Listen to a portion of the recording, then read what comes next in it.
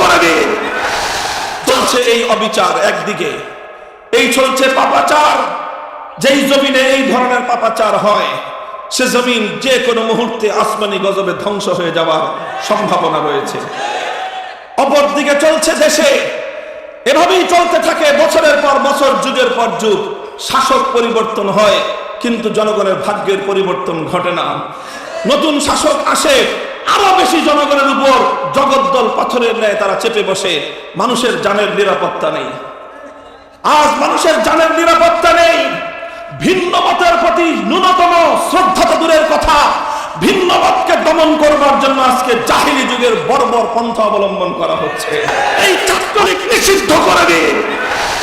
যারা আমার মায়ের বুক খালি করবে তারা এদেশের শিক্ষাঙ্গনগুলোকে কসাইখানায় পরিণত করবে। আমার মায়ের সন্তানরা পড়তে গিয়ে লাশ হয়ে মায়ের করে ফিরে আসবে। এমন ছাত্র রাজনীতি আমরা দেখতে চাই না।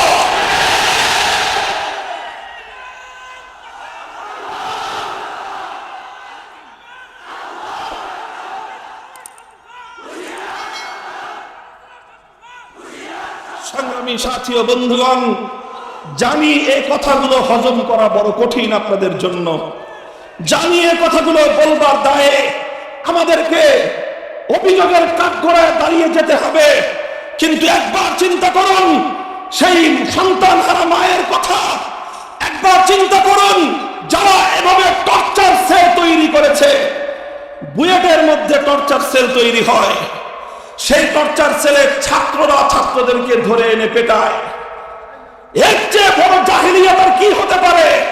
Abu Jahl, Abu Lahab, Utba, সাইবারা টর্চার সেল তৈরি করেনি, ওরা প্রকাশ্যে পেটাতো।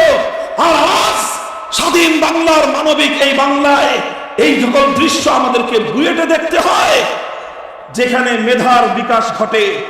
দেশের সেরা মেধাবীরা যে শিক্ষা প্রতিষ্ঠানে পড়ে, সেখানকার অবস্থা যদি এই হয়, তাহলে ঢাকা বিশ্ববিদ্যালয়, জাহাঙ্গীরনগর, তারপর চট্টগ্রাম, রাজশাহী, খুলনা সহ সারা দেশের বিশ্ববিদ্যালয়গুলোর অবস্থা আরো কতটা ভয়াবহ এখান থেকে তার কিঞ্চিত পরিমাণ অনুমান করা যায়।